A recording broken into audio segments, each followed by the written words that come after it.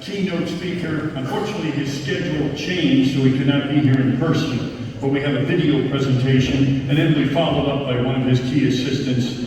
So Mr. Mikhail Fedorov was our keynote speaker planned. Again, we'll have a video of him. He's the Vice Prime Minister of Innovations, Development of Education, Science and Technologies, and the Minister of Digital Transformation of Ukraine. He's the youngest minister in the history of Ukraine, and he graduated from the Faculty of Sociology and Management of Zaporizhzhia University. He transitioned into working politics after running an online marketing business. He took on running the digital marketing side of now President Vladimir Zelensky's campaign. So again, we're sorry Mr. Fedorov isn't here in person. We'll see this video, and then afterwards, Georgy Tiskaya, advisor to the Deputy Prime Minister, will follow up with a few comments on the digital transformation for Ukraine. So let's go to the video. Greetings from Kyiv. Thank you for the opportunity to represent Ukraine and showcase our defense innovations alongside NATO member states. Though my apologies for not making it offline to Wiesbaden. Since the start of the full-scale war, Ukraine has changed. We are more agile, faster, and more technologically advanced. And I have no doubt we will defeat Russia. Ukrainians have learned how to deliver results under severe resource constraints. We've made this war more technological and cost-effective. FPV drones cost hundreds of dollars, but destroy equipment worth millions. Russia attacks us with swarms of shotguns, and we counter them with drone interceptors. We didn't have long-range weapons, so we developed a new category of long-range drones. You've definitely seen the results. Somehow, oil depots and aircraft inside Russia keep catching fire. Ukraine builds innovation at home, quickly, at scale, and effectively. We don't have years to spend in labs. Every innovation is tested directly in real combat conditions. We move fast, but every decision we make is backed by data. One example is our bonus-based drone distribution system, which cut through bureaucracy and gave units more tech based on their actual performance. Most importantly, we think ahead. We look at where the war will be next week, next month, and next year. We're actively testing autonomous tech, drone swarms, and AI-powered UAVs, because that's the future of the battlefield. We clearly understand the next evolutionary and revolutionary steps in defense tech. Now, you're about to see a presentation from my defense tech advisor. Of course, we'd love to impress you with cutting-edge technology, but the truth is, all the innovations that appear on the battlefield are our direct response to the enemy. Right now, Ukraine isn't producing missiles on a large scale. We don't have tank manufacturing or other conventional weapons, yet we have brilliant engineers, creative minds, and bold entrepreneurs. We've believed in the idea of drones back in 2022, opened the market, and gave private businesses the opportunities to scale. And everything took off. Literally. Today, we'll share our vision, why and how Ukraine will win, thanks to new approaches and new weapons. We are truly grateful to our partners for the aid packages, the weapons, and the support throughout these years. But without the right implementation, drones won't be effective under electronic warfare. Soldiers will still be stuck in the trenches, while now we are setting up logistics with the help of robotics. I want to approach all government and business representatives attending the conference. Come to Ukraine, test your technologies, and together we'll scale its impact on the battlefield. The Brave One Defense Tech Cluster is your entry point, a space for testing, development, and scale. Right, the last Friday, we've announced brand new programs with European Union, Brave Tech EU. This will be the new Defense Tech Alliance targeting innovations and development of new weapons. We are ready to launch more of such initiatives. Let's strengthen the collective security of Europe and the world. Join us. Slava Ukraini.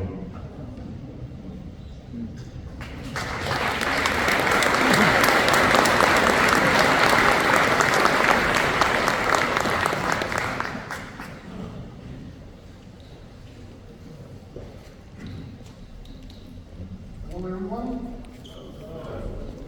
My name is Georgy Tiskaya. I'm an advisor to the Vice Prime Minister of Ukraine. It's my pleasure and an honor and a privilege to be here addressing you. We had a chance to share our story regarding the transformation that Ukraine has gone through from the starting of the war. in 2022, when the full-scale invasion of Russia has started, after that, Ukraine has changed drastically. We became more agile, more fast, more innovative, and we did our best to come up and to stand besides the huge power that Russia had. We understand that the old conventional way of war is over. At least it's dead for us, because we understood that in this regard we cannot win, and we need to change something. And we did our best. I think that Putin was thinking to conquer Ukraine in 3 days. It's already 1,238 days that His Excellency, the Ukrainian people with the Ukrainian military and his leadership is standing still and giving a huge answer to the oppressor. So we would like to share our story and the thoughts why we must defeat Russia and what are the major things that we have done. It might be helpful for our allies. To sum up all the things which are a huge amount of particular items and innovations that we have done, we tried to come up with the the most important things to share with you. The one of them is that we can achieve results with a limited resources. We have less people, less equipment, but we need to answer it. And we are doing that every day. We know how to adapt, how to do the R&D online, and even we call it not online, on frontline R&D process that we have in Ukraine. We started making all the decisions based on only data. We are thinking ahead and looking forward to understand what will be the next technologies that we need, and starting working on something that we will need in a year.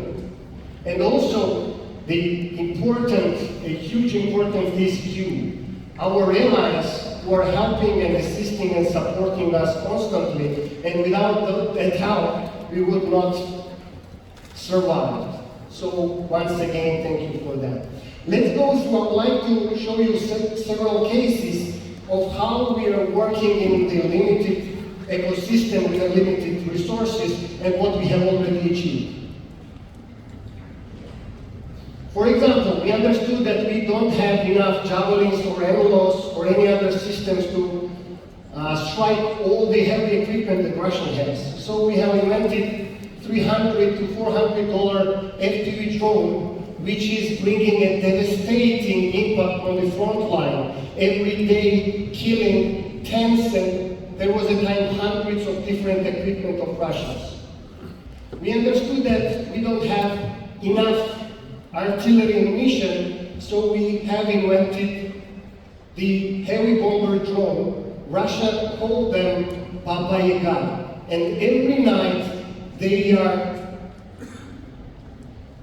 waiting when the Baba Yaga will come and destroy the heavy equipment or any other important targets on the front line. As you see on the videos, this is like everyday life, what they are feeling from the Ukrainian side every night. We understood that we had a problem with the quantity of all the rockets, including MLRS ones. So we have invented the loitering munition. When war started, there was Russian Lancet, which was dominating in the air. Today we have several different types of equipment, which is 3 to 10 times better than the Lancets that Russians were showing us when war started. And you have seen several weeks ago a huge operation, Spiderweb, inside the heart of Russia where strategic bombers were killed. So this is our answer on the limited resources. The manpads and the service-to-air missiles is a scarce resources as well. So we understood that such amount of Shaheeds is not possible to take down with an expensive air missiles. So we start innovation and we come up with the technologies which are killing the chassis drones in the air, and the price of that technology is 100 to 1,000 times less than the expensive missiles. The drones against drones is going to be the future of this warfare anyway. About the fleet, you know that we had no fleet when the war started, and to compare with the Russian fleet possibilities, it was impossible to answer it with a common way. So we invented the sea drones. I think that you have seen the videos how the little, comparing to the fleet that Russians have, drones are blowing up the Russian fleet. About the shortage of the manpower and also the equipment, we understand that we will face them as well. So we started innovation of the ground robots and different type of robots, more than 100 different companies producing different type of robots, which is helping every day in logistic operations, in mining, demining, the assault operations, everything, and we hope that in the future there will be no need of people and only robots and technology can be the part of this war. Because every life for us extremely matters, and we don't care about losses of UGVs. We are not happy with them, but we don't care as much as we care about every life. So we understood that these are the cases that we showed to you how we adapt, and we tried to give an answer with the limited resources.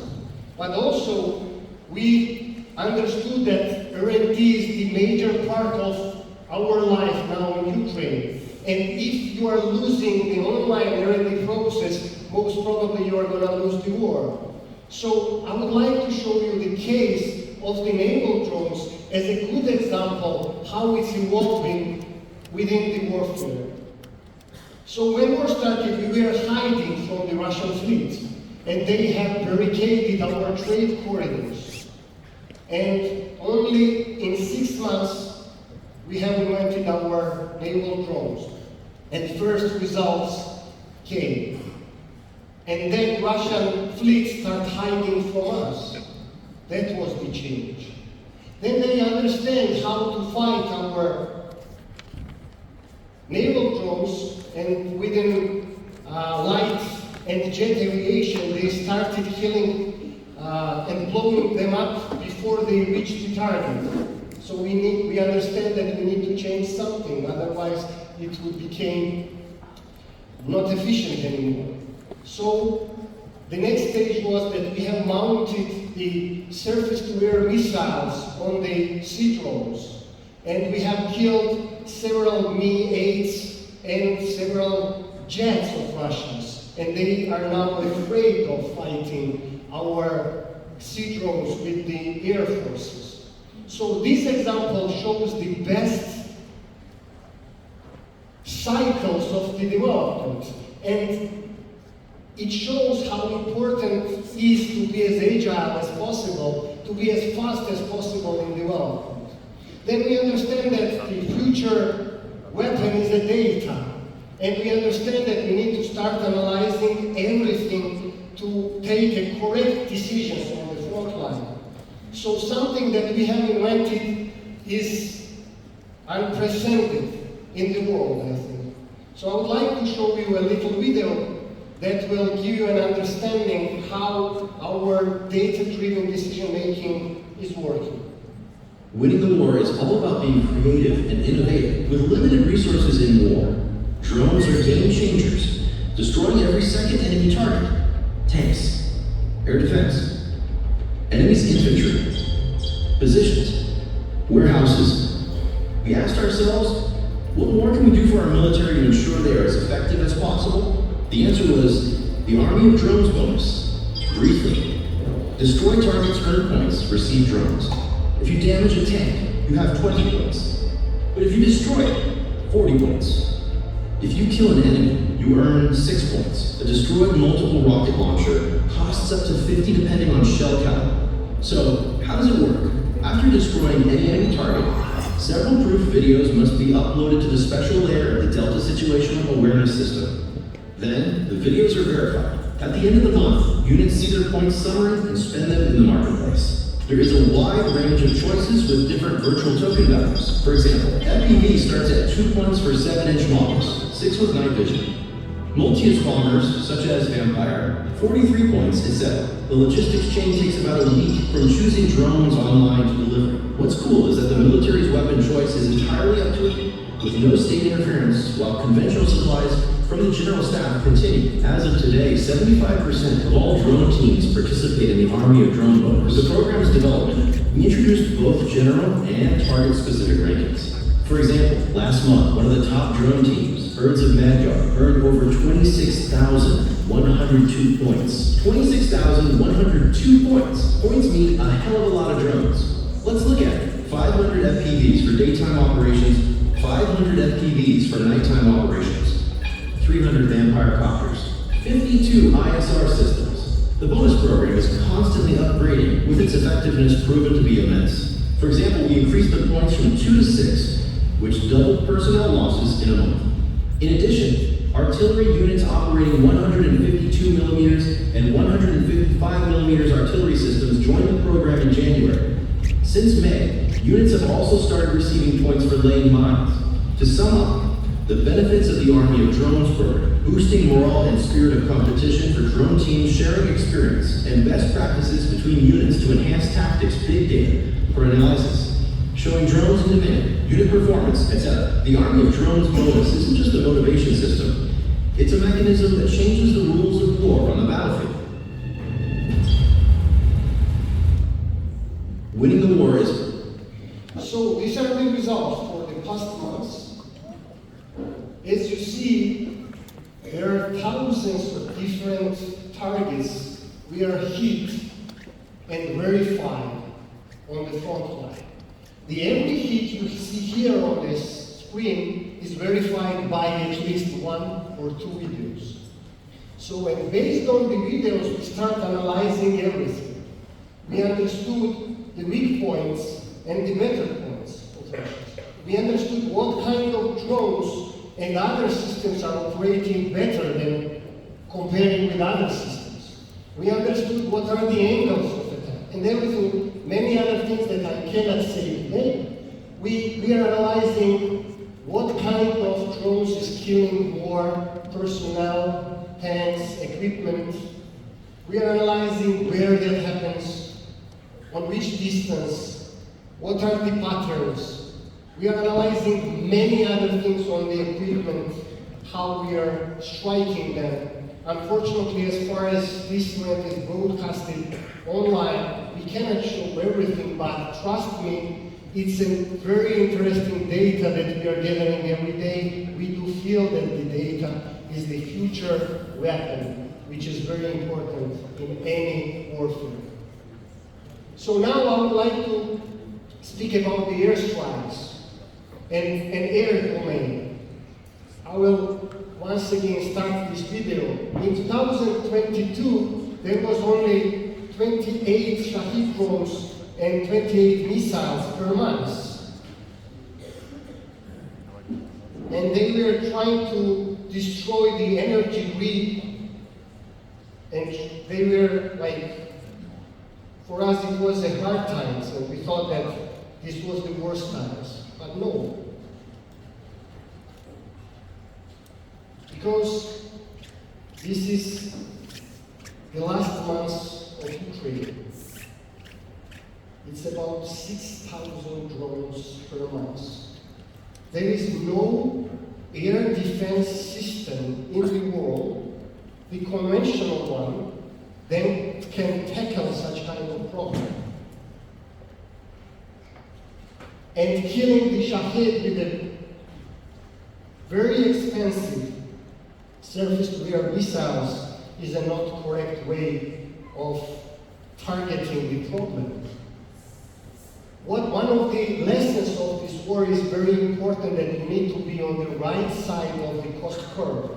If your expenses and expenditure is higher than it need to be, most probably you are going to lose.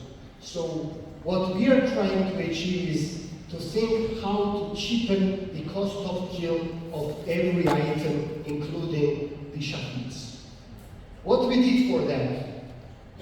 We have a mobile course with a specialized ballistic calculator and a system to kill the shaheeds. We have anti-air gun systems like Tunguska and some others you have seen on the exhibition. We are working against them with the manpads. We are working, as I mentioned, drone against drones, which is, I think, the cheapest possible kill of the shaheeds.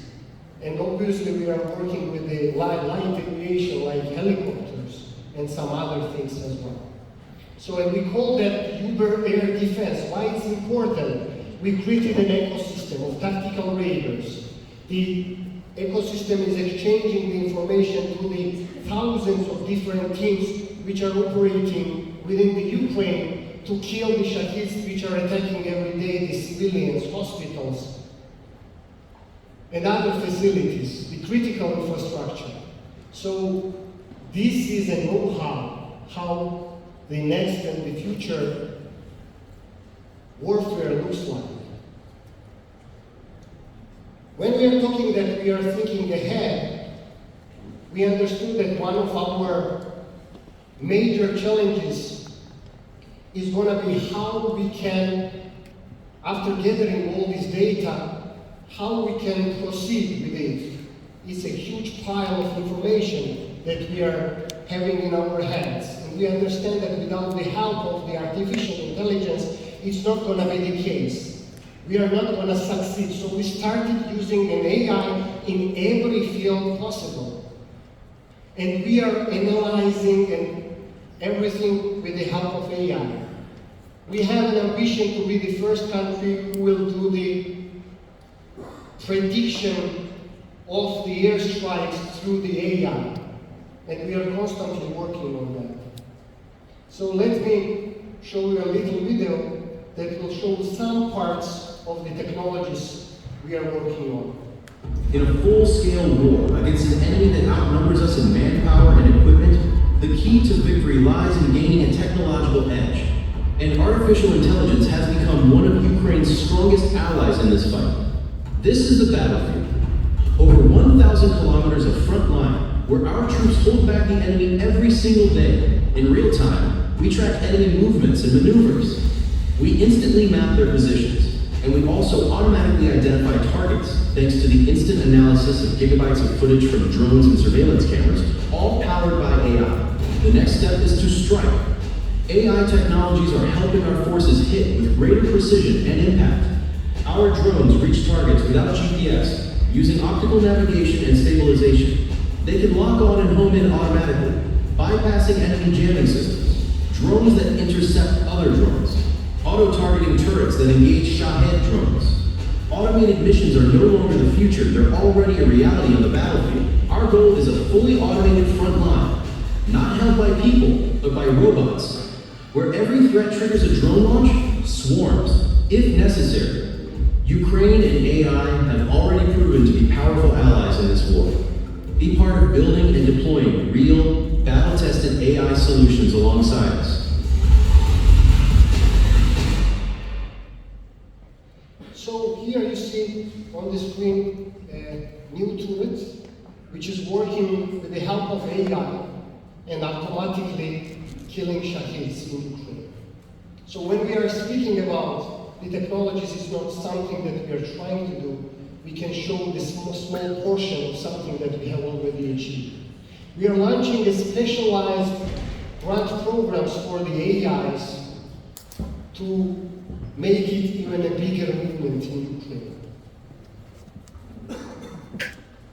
So the question that we time to time get is how we achieve that the market, which was not existing, expanded so much, what we have done for that, and I will try to explain about the smart policies that was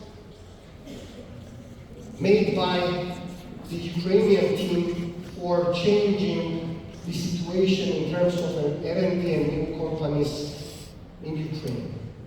When the war started, there was only 7 companies of which were producing drones. Some of them were nearly bankrupt.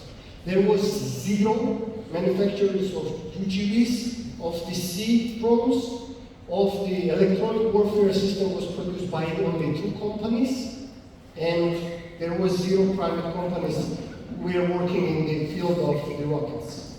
Now, in every field, there is 100 of different Ukrainian companies which are working to solve a huge, important issues. How we did achieve that? The first, we have the great one. First of all, you all are invited to our booth, which is in the end of the hall, where you can find and you can operate with a sea drone online. From here, the drone is in Ukraine, in the real waters, so you can operate with it. So we have opened the market and we have invited all the entrepreneurs from the different parts of the businesses to start helping Ukrainian military in these very important times. So we made the huge amount of the grant programs for the entrepreneurs, and new movement has risen. And once again, what's important? Important is the speed of change. The price curve, the network-centric warfare is not just a doctrine, a good toast, it's a reality in Ukraine that all the data from different parts and sensors gathered together is helping for taking the right decisions. A great leadership. One of the great successes of the 8-point system that you've seen previously is the meritocracy.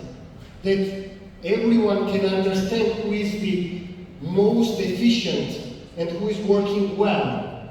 I don't know if Madhyar is here in this building now, but he is the best example of this system. He showed that he was the best of the best in his particular field. And there are many other people in this building that I cannot name, which are doing one of the greatest jobs for Ukraine. And this is the leadership that is needed in the warfare. Something that we did was that we opened the market. Not only the governmental companies, but the private companies starting working as efficient as possible.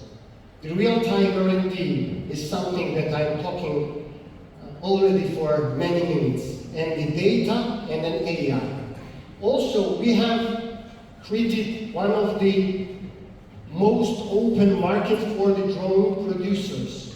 We have abolished all custom duties. We have abolished all the licenses and permits. We have changed more than 30 laws and sub-laws. We have increased the profit of margin from 1% to 25%. In the most of the average NATO countries, 17%. So we did everything as a homework for the private companies to have a chance to show their entrepreneurship skills.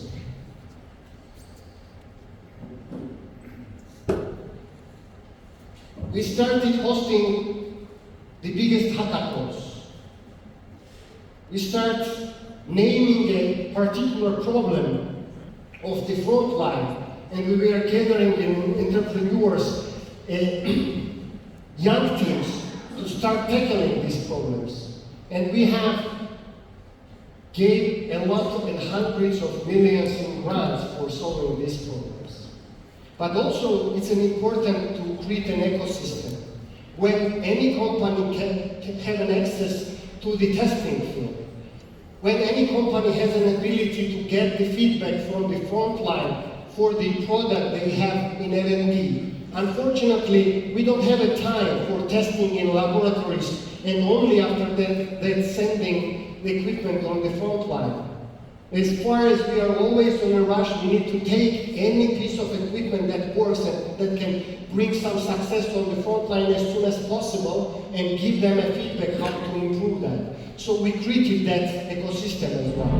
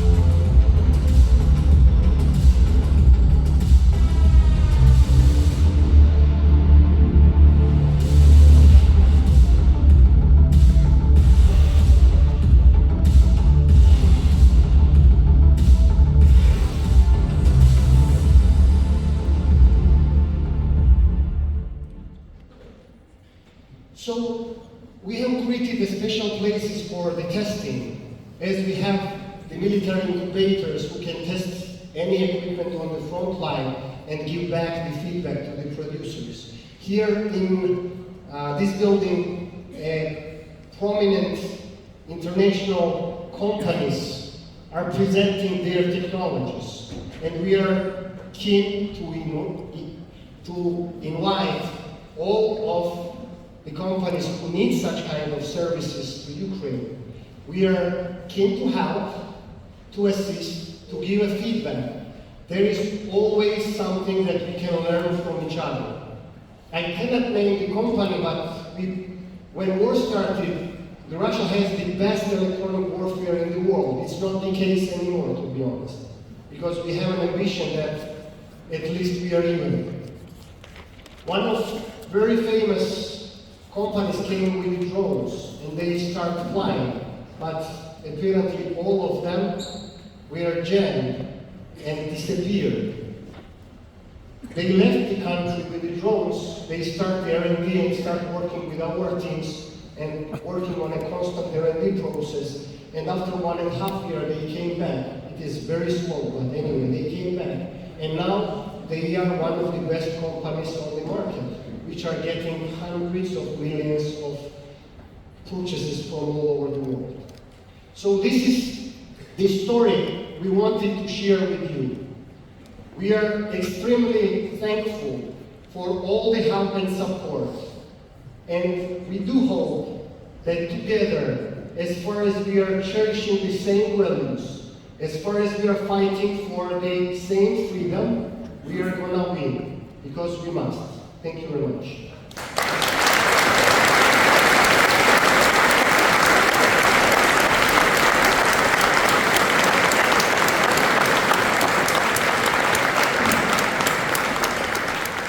Thank you, Mr. Hitskaya, and to you and your team, and to Mr. Fedorov. He put that video himself together in a matter of hours when he found out that he couldn't make it here at the conference. So I'm now